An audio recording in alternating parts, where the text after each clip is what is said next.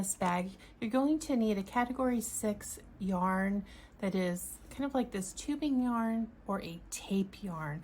I'll put some options in the post that you can look at and consider. Premier makes one. There's a home deck yarn from Bernat you could try, and there's several other brands. The ribbon yarns and the tubing yarns are what you need for these stitches to show up as you see in the finished image. So I've started here. I've got a base. Use any size base you like and we'll make it work. And this one I bought a set of 4.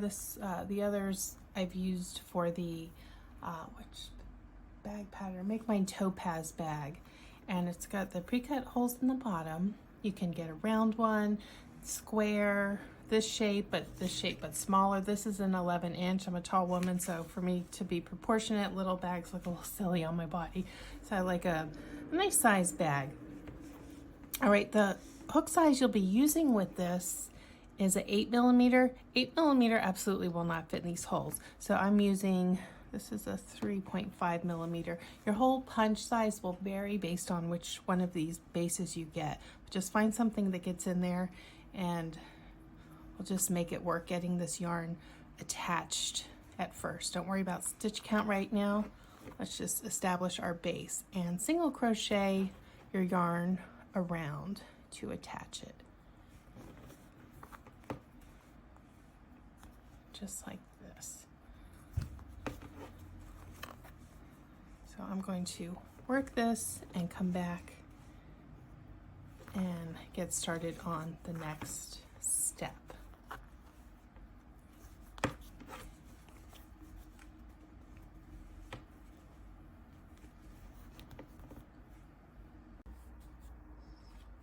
All right, so here I'm coming up to the very end, so I've worked a stitch into each of the holes all the way around, and I'm going to slip into this first stitch, and I'll make a nice smooth join like that. Pull this up, and I'll look up here, find my stitches. We're going to put this away. We don't need this small hook anymore because at some point we've got to graduate up to where the 8mm will fit into these stitches, and probably right now yours will not. It's going to be really snug. I can try to work in there. If you cannot, go up to a 6 and that'll, you know, graduate you up quite a bit, and then you can work your 8mm. Let me try my 8 right now. I just think it's going to be a little bit tight. So we're going to single crochet around, and you need to have an odd number of, this is too tight, yeah, I can't do this. You need to have an odd number of stitches. So at this point you will count and work 2 single crochet in one space if you need to increase, so that your total around is a odd amount. So that first stitch I just made, I'm going to put a marker in there because it's going to be hard to see what's what since we're not going to slip to join anymore. So mark that. I'm at 2 so far. I'm not going to work these super tight because I need to get my 8mm in on the next round.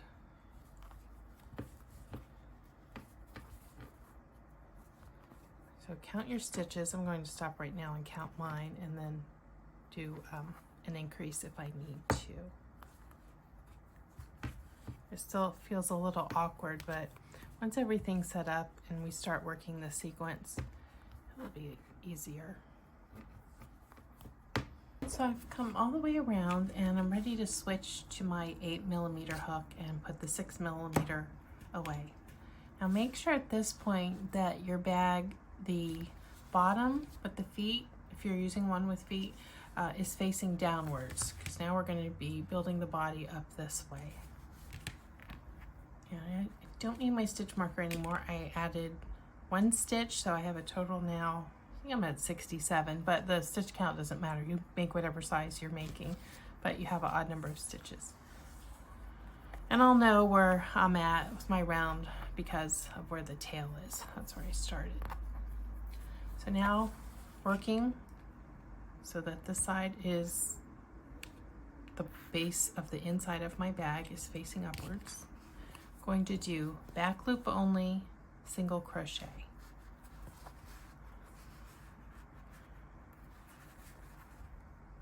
And this is a setup row before we start our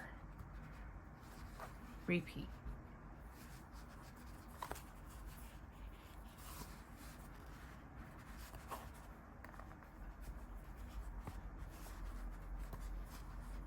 I'm just working back loop, single crochet all the way around.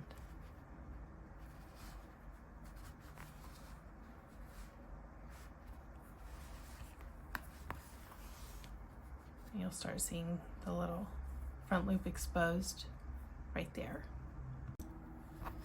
Alright, I finished my round. This is my last back loop only stitch, and you'll know you're there because you'll see your first back loop only front loop exposed here. Alright, so our next stitch, there's that back loop only exposed. We're going to go above where this is, this stitch. So we'll go under, put our hook under there, pull up, yarn over, pull through. Next stitch, back loop only, single crochet. Next stitch, right here, we find that, go right above it, pull up your yarn, yarn over, pull through. So it's kind of a extended single crochet. Back loop only, then that extended single crochet. So here they can look a little jammed together. So this back loop only exposed goes with this one that we just made. So I'm going to go under, one after that. So let's look back again at what I just did.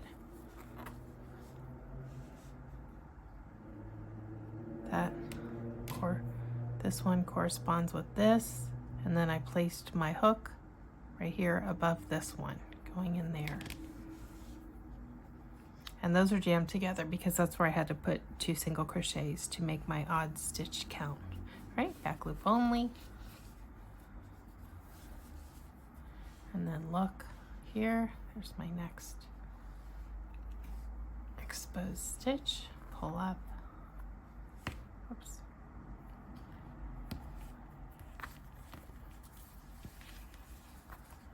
Make my single crochet. And you may find when you're working with this yarn, it's kind of tight and it's a thicker yarn, big hook, a lot of arm movement, that your arm's going to get tired. So take breaks if you need to.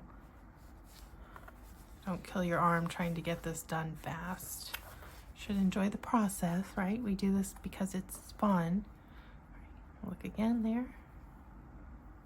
Under the stitch for that extended single crochet.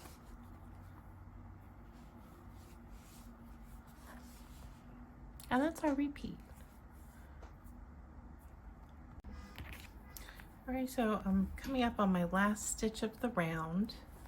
So I did my back loop only, and then I've got to, of course, come into here, go under to my long single crochet or extended single crochet, and then you'll see immediately here you've got your extended single crochet, and you'll be working back loop only there. And then next to it, here we see our exposed front loop. That's where, oops, I yarned over. I'm just going to go right atop of that so that it stays exposed. So see, you'll be alternating so that you've got your kind of ribbony drop down and then the front loop exposed. Then this drop down, front loop exposed. And that will alternate to give it this kind of basket weave look as you go around. So that's why we need the odd number of stitches. So there was my back loop, and then now my next stitch will be to work atop the front loop there with that extended single crochet stitch. Back loop, and then that extended single crochet goes right here, making sure to leave that front loop only exposed.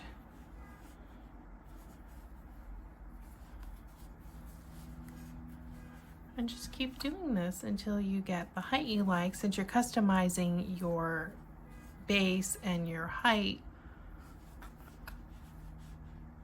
you'll know how high you want it, but I am going to come back and show you how to make the spaces for the drawstring, what we're going to do for that. And that's a fun little, gives a nice kind of casual summery look.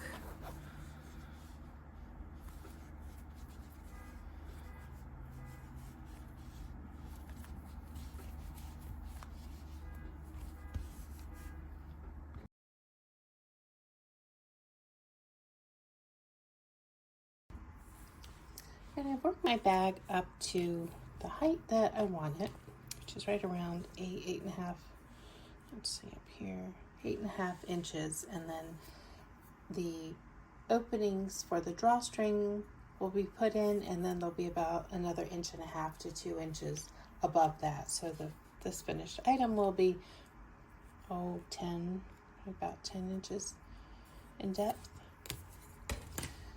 So to have the right amount of entry points so that the drawstring goes in and out enough times that it meets where both ends come out in the front, you need an even number. So for this size that I'm making, I will need 10, and I would recommend counting out all of your 10 stitch markers so that you know you've made enough entry points. And you do have the option to make different sizes, so I'm not going to specify where they go, but I'm going to show you how to figure out placement. So you'll need 2 on your sides, just put those there, and then 2 in the front where the cord will be meeting these 2, which means for this I need 4 openings in the back. I'm going to start by spacing my sides, and then you leave these in while you're working, so get some that lock. So let's look at the sides here. And I'm going to put them in the front loop. Let's do...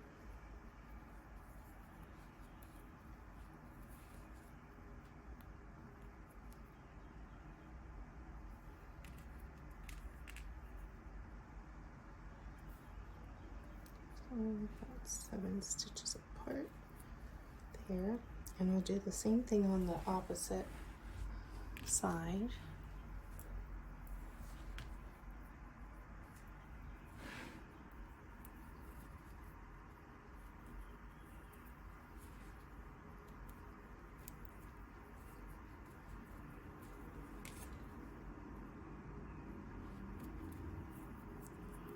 This thick yarn can be kind of hard to work into.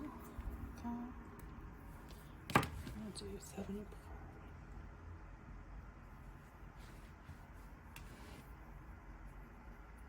Again, working into that front loop.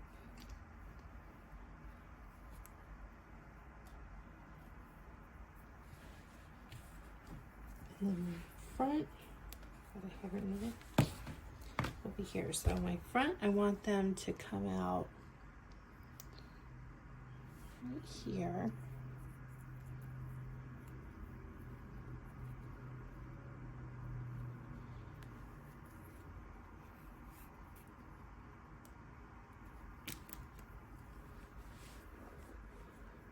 A nice center point here.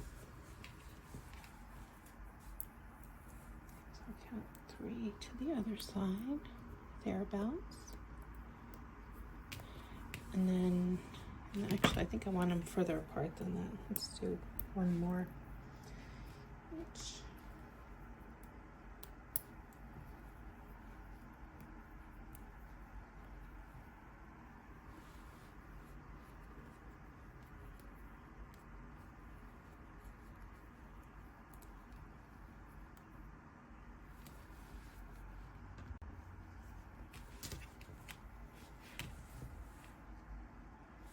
On the back, I've got my 4 stitch markers left. Hold that up so it doesn't. So on the back, I'm going to count my stitches so that I can evenly space these between my 2 sides. Okay.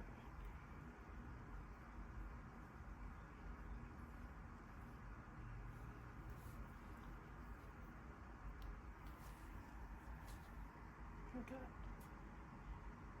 24. What's that divided by 4? Is that 6?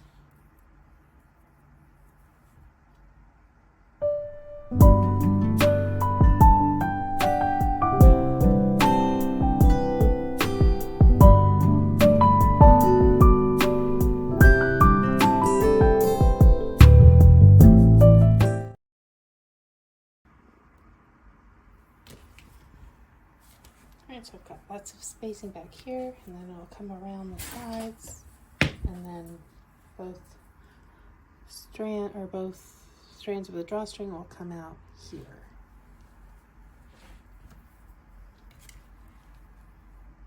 We're still working in the round, we're not slipping between rounds.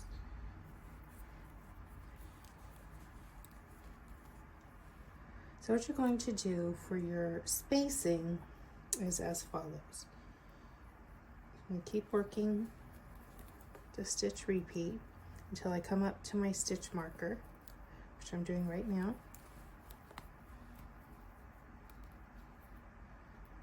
I'm going to chain 2 and skip only 1. I'll skip that stitch, and this next stitch would be a back loop. That's just to give it just enough room for the drawstring cord to fit through.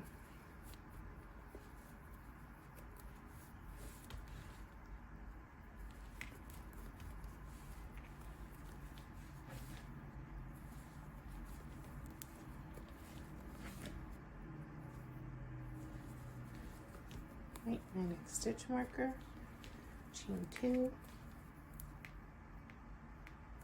and skip the marked stitch. And I'll just keep doing that all the way around until I come back to where I started my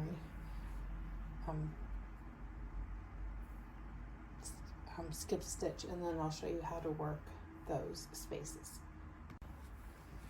All right, I finished around all of my chain 2, skip 1 spaces. So I'll go back to working regular round.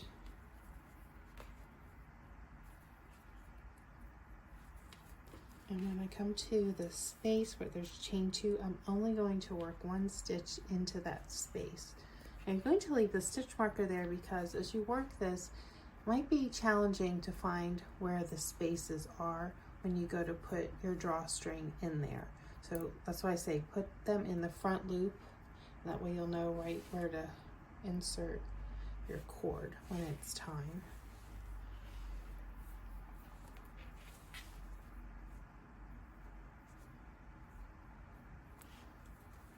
So I just did the 1 single crochet into that chain 2 space. So we're going to disturb our final stitch count or our texture that we've been building up the whole time. So you're going to work 3 more rounds. And if you're using this yarn or a similar, if you're using a thinner yarn, you're probably going to work 4 or 5.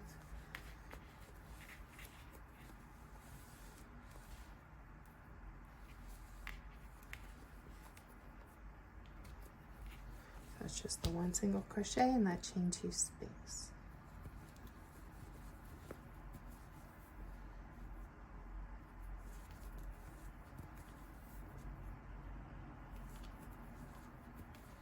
And I'll be back and we will attach the hardware to the top of the sides after you've worked your 3 rounds.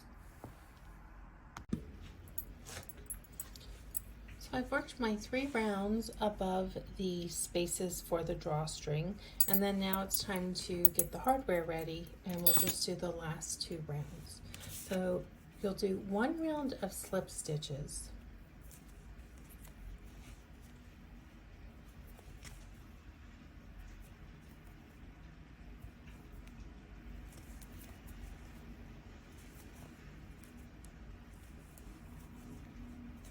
going to have a total of 2. The next round will have the hardware inserted, the D-ring. They'll be going at both ends like this, but not just yet. Let's do one so it looks nice and finished at the top. So the first round is going to add some extra stability to those rings. The slip stitches are more snug than the two stitch repeat.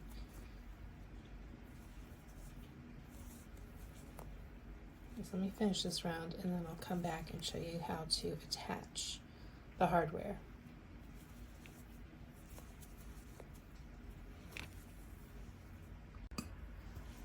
And I've made my first round of slip stitches and I'm coming up to the corner. So your corner will likely, if you marked yours like I had showed you in the instruction, of course you do whatever you want. These are my 2 kind of side openings for the drawstring. That's going to guide where I want to put my D-ring. And I'm using pretty big ones. These are 2 inches. You don't have to go quite this big, but it's a pretty big bag. And I have an 1.5 inches on my other bag that's about this size, a different design. And it's fine, but for this I just wanted a little bit more of a dramatic look. So I will need to do, let's see, I'm going to do 3 more slip stitches and then put this in and slip stitch it into place.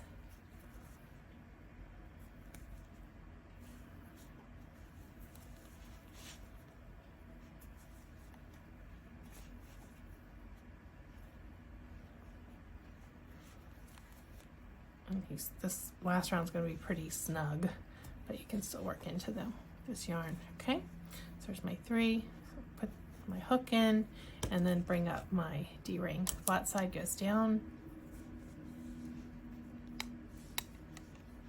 Make sure that the yarn goes over it.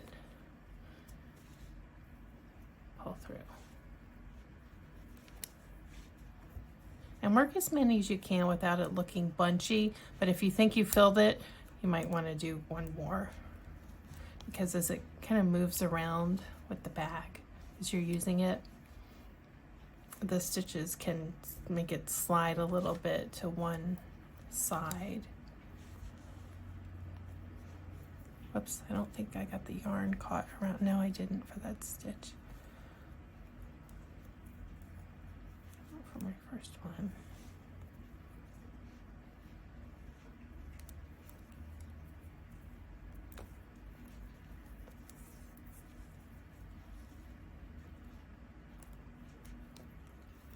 There we go.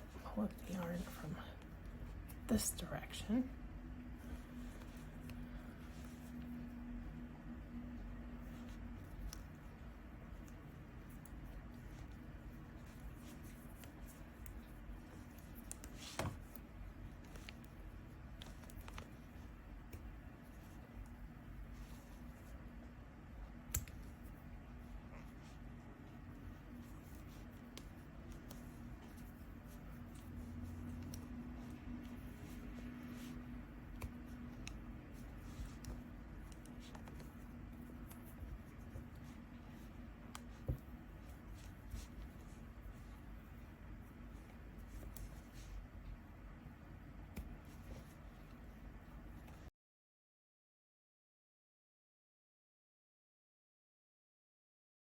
Coming up here to the stitch marker, so it's worked kind of between these 2.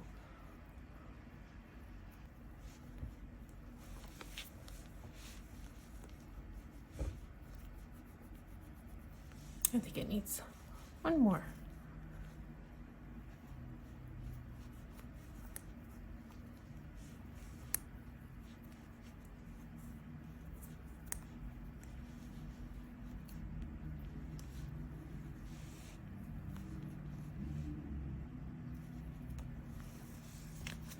There we go. That's on pretty good. Gonna hold the weight of what's in the bag nicely. All right, and then I'll just slip around to the next section. to where I add the second one onto the opposite side. All right, so I've got both of them in, and if you have, work your cord first, but if you have enough yarn left, you can work another round, so that would be a third round of slip stitches to give it a really pronounced edge. But I wanted this design to work with only 2 balls of this yarn, because this yarn, it gets expensive if you don't find it on sale or if you're on a budget. So I wanted it to be only needing 2 balls of yarn, and if you make it as I've written the pattern for this size, you should have enough for the strap, or not the strap, the drawstring, and then a third round of this. And then if you're using a different yarn that I have listed in the pattern, you have some other options like the category 5 yarn or the ribbon yarn in category 6.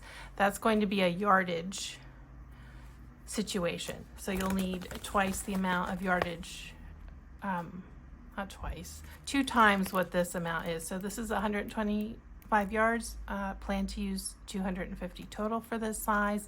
And the other yarn that I have mentioned, it's much smaller skeins, and price per yard is comparable.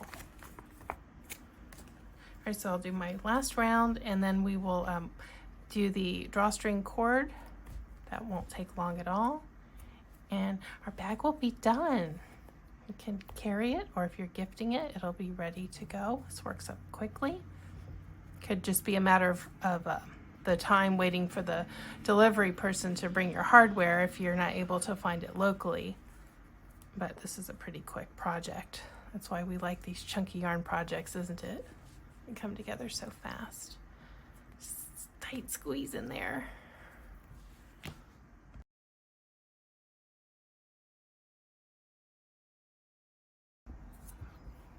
All right, so now we need to make a drawstring for our bag. You're going to need quite a long tail to secure the wood bead accent on there. So I'm going to leave a tail of about 10 inches, minimum 8. You can always cut away if it's too long. So you're going to make a slip knot, and this is going to look like a fishtail braid. Pull snug, and I'm using the same size hook that I used for the bag. To take your tail, make your first stitch with that tail, and this will give us the base stitch to work into. Oops. It's gonna be hard to pull it taut that way, okay? So there's my tail, let my tail drop back down, bring up the working yarn, go into that first stitch I just made, right there, the loop of it,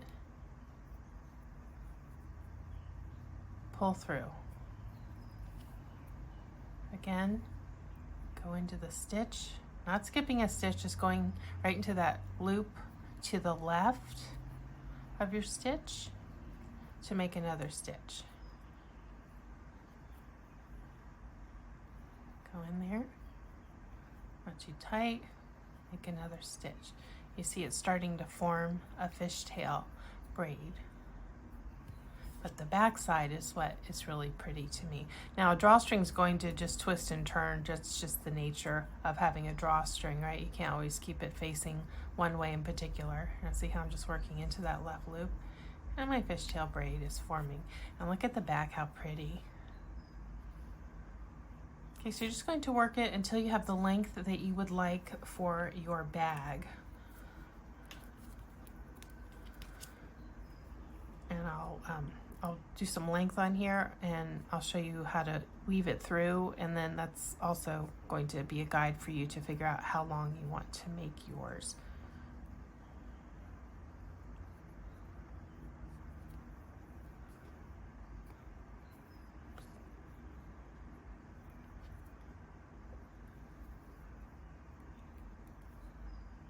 And one more to the left, pull up. It's pretty smooth, somewhat stretchy because of the yarn drawstring. All right, so I finished making the cord, or the drawstring, and the length I've made, now you can use creative choice here with this, thinking about how long you want your drawstring to hang, because it's definitely going to be an accent piece, not just functional, but also for the appearance. So I've made this 8 inches longer than the circumference around. So start checking as you're working it. Don't pull it tight just yet, just loosely weaving it around how that's going to be. And then I've got 4 inches unstretched extra on each side. And then from here I will cut another long length to match the length of the first one. Thereabouts.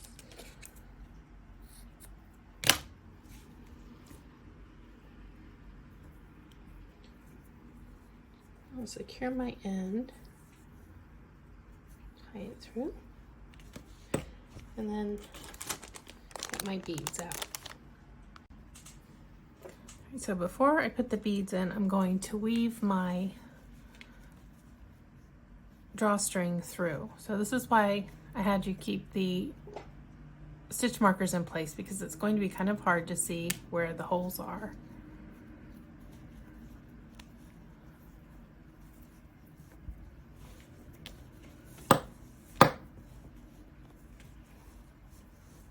So this one will stay like this, and I just start bringing it through at the marked places.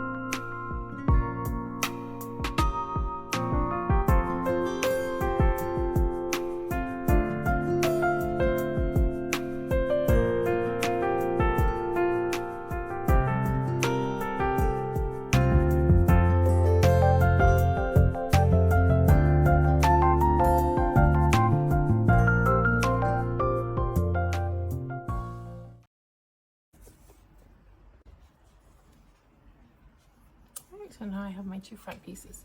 From here I can just kind of see how it looks, if I want to cut it any shorter, because I just have to unknot that finished end and take it up a little bit more. I'll do that after I do the put the beads on the first one. So to put the beads on, I need a needle to thread them.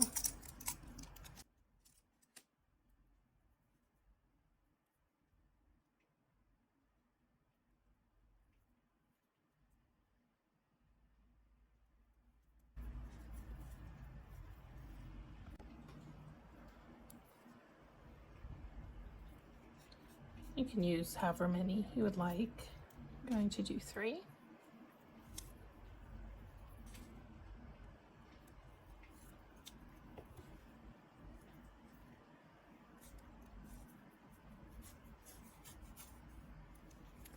Pull through.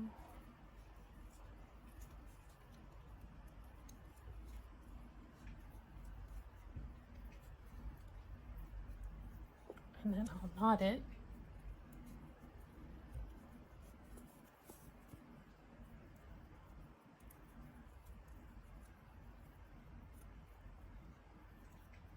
I want a pretty thick knot, so I'm going to do several turns with this. But the beads don't come off, because this yarn will flatten right out and become something very thin.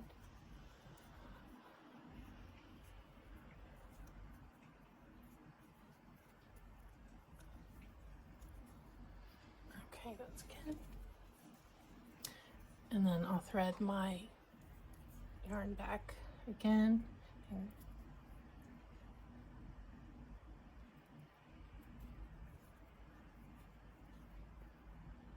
that's why we want such a long tail here. Split the yarn.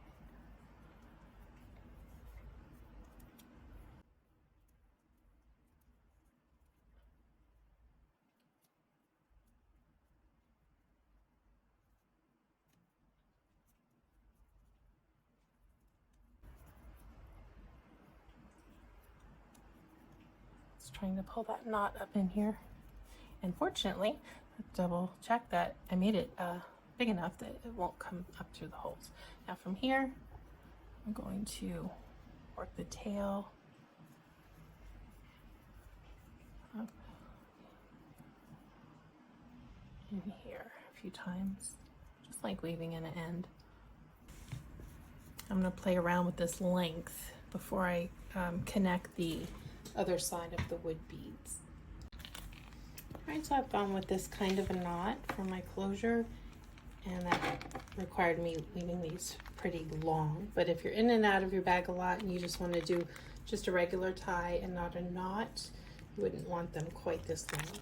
And then the last thing is just to attach the strap. So I got 2 straps because I like to carry it different ways depending on my outfit. So I have the crossbody, you'll already see this in the pictures. So I have the crossbody strap here, more casual look, and then a little dressier. You can switch it out for one to wear in the crop up or